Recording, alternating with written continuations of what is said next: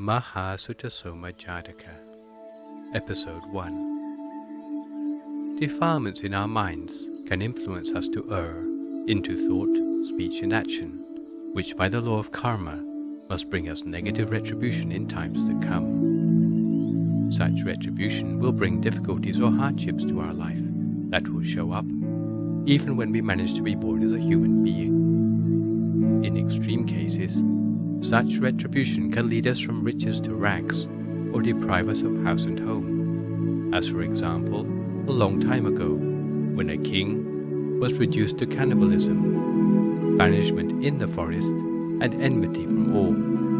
It was only when he was helped out by a spiritual companion, and on the basis of their advice, that he was able to turn his life around and regain happiness in life.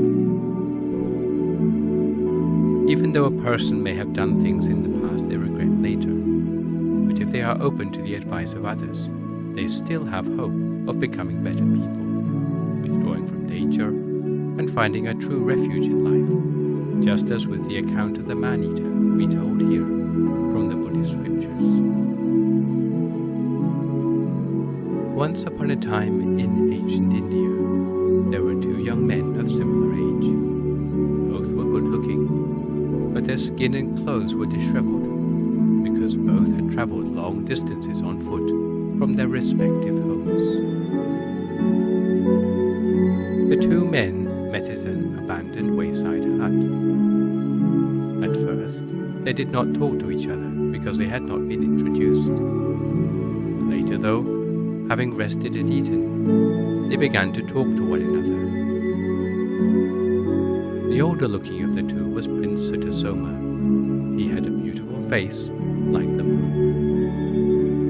It was he who spoke first in a kindly way, asking, "Friend, I guess you are not from these parts, but are far from home.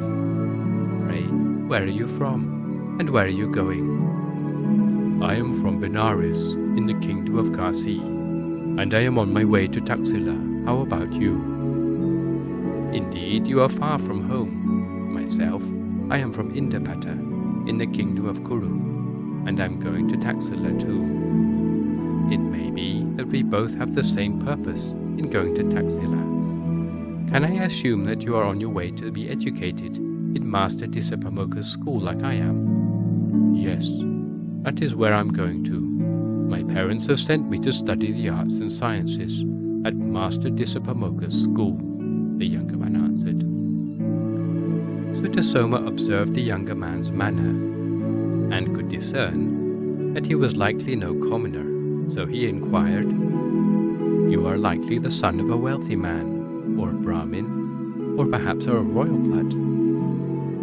When asked so plainly, the younger realized his companion must be both observant and well-educated, and not a stranger who was going to bring him harm.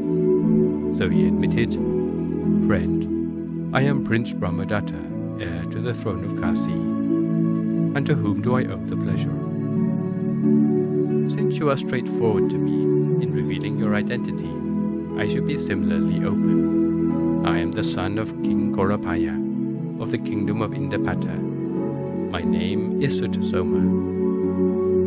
Once they had revealed their true identities to one another, they were both glad of the company. So they conversed further and agreed to travel together next day. At the end of the conversation, Brahmadatta said, "Sutasoma, since you look older and wiser than me, from now on, please let me treat you as my older brother." "It is up to you, Brahmadatta. No matter what you call me, we are still friends, because true friendship transcends the boundaries of seniority."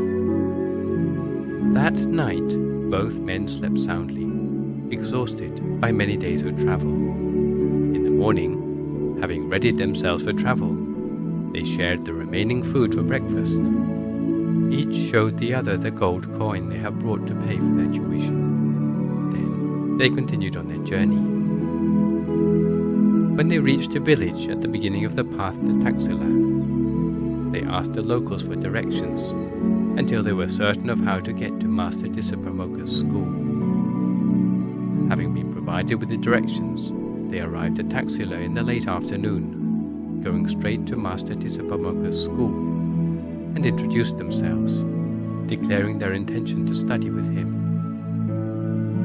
Each paid the master with a gold coin for the price of tuition, board and lodging. The master accepted both into the school as they wished. Princes regularly traveled there from their different kingdoms to study with him. Some other princes were already studying there. After graduation, they would return to their kingdoms as rulers. While living and studying there, strict rules ensured equal privileges for all students, whether they were royalty or commoners. Anyone who broke these rules would be penalized. The fairness of Master Dissapamoka's school of Taxila was known far and wide.